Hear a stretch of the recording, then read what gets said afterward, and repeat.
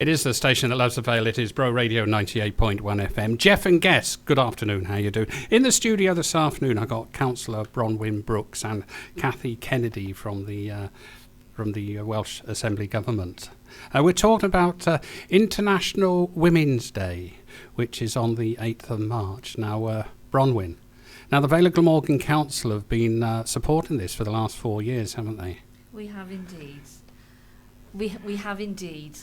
We're very proud to support International Women's Day, which has been recognised particularly in Europe and in this country since 1911. And the Council are firm believers in promoting women and women in office and women in work as well. We've actually got 50% of our top officers are women in the Council. And at present, a third of councillors are women, and actually there's a third of the cabinet are also women.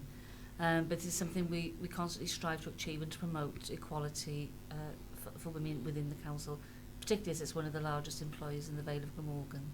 Now, you said it's been going since 1911, which is about 116 years, something like that. So, a quick off my head. But it officially started in about 1908, didn't it? But It did indeed. The origins of it started in America, and it used to be celebrated then amongst. It used to be celebrated in America at the end of February. But when it was actually recognised further across the world, that's when it developed into the official International Women's Day, which was then settled on a date of March the 8th. Now, the theme for this year is "Make It Happen." It is. And now it's quite an ambiguous title, Make It It Happen. Is But it's about trying to promote, particularly I think for our young women, about making it happen, and that can mean across local democracy and local diversity, and about having aims and goals, and to simply to make it happen, to have your dreams and goals in the professional world. Because I know sometimes women think that certain jobs are for men, like astronauts, but we have women astronauts, we have women plane pilots as well. We do indeed. So and women lorry drivers. I think we as well. I think the Vale Council take a very strong approach in trying to promote women across the organisation, particularly in jobs which are considered men's jobs. Yeah. So we're trying to promote apprenticeships in engineering and plumbers, our building maintenance department, IT, as well as the more traditional roles for women. Now, Kathy, as I said earlier at the beginning of the show, the Vale of Glamorgan Council have been supporting this for the last 4 years, and you're working on a certain project, aren't you? I am, yes.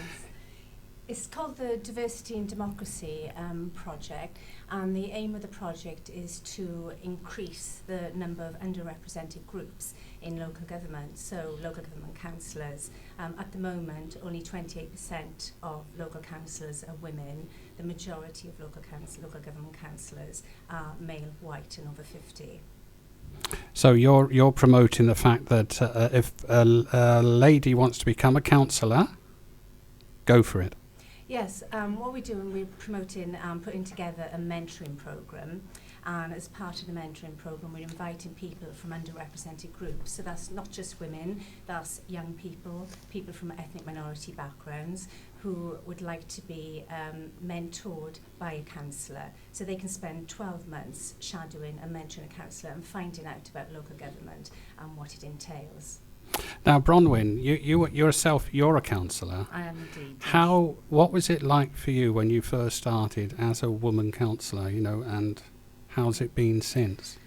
It was quite daunting. As I said, a third of the councillors are women at the present, and so it was very, very much a male-orientated world. But what we did do is actually we have a bit of a buddying system where we actually buddy particularly new members and particularly women up with another woman, so that they've got some experience and some support as they find their way through the council corridors, really.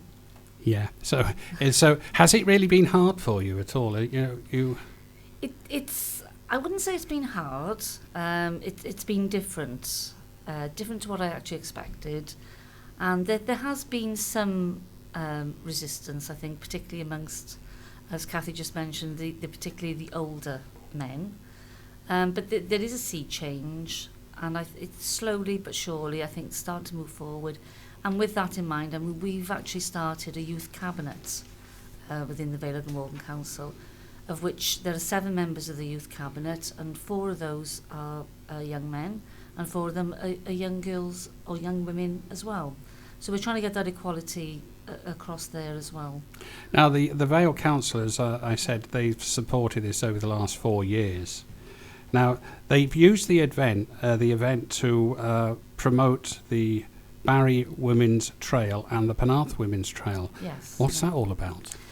These are the walks that were devised. The first one was the Barry Women's Trail, and we put together a list of famous women, some more famous than others, or some more recognisable names than others, people women who were associated with the town and the landmarks around the town. We built it actually into a walk, into a trail, and you could pick it up and leave that trail wherever you wish. And we actually produced a leaflet with a little bit of sort of short biogs about the women, about their association with the town and what they'd actually achieved.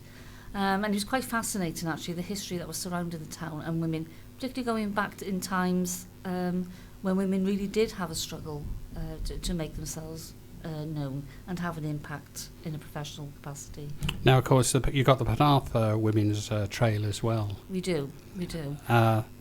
What's that one about as well? The same type of thing as the Barry one? Yeah, it was the same concept. It was women associated with Penarth throughout the history, and again, who were landmarks around the town and just the outlying area of Penarth. And again, we put together a walk around that. And again, produce a leaflet which would be distributed across the town. Now, the colour purple is the colour for the International Women's Day. Yes, it is. Now, why is that? The colour purple was actually lifted from the suffragette colours. It was adopted from the purple, green and white. And the colour purple symbolises equality and progress. And that was the colour then that the International Women's Day Association then adopted as their colour. And that is something that we're trying to do, is to encourage people, or to encourage women and men to wear purple on March the 8th. I was going to say, how can the men and women support it on March the 8th? Yeah. What can they do? They can wear the colour purple. They can also go onto the International Women's Day website. And you've got hashtags on there to follow on Twitter and on their website, about raising any events that you may be holding across the country. I mean, there's thousands and thousands of events being held around the world, but obviously in the UK, I think at the moment there's quite a few thousand, just small events and large events, just to mark the actual day, and mostly based around the sort of few days around International Women's Day.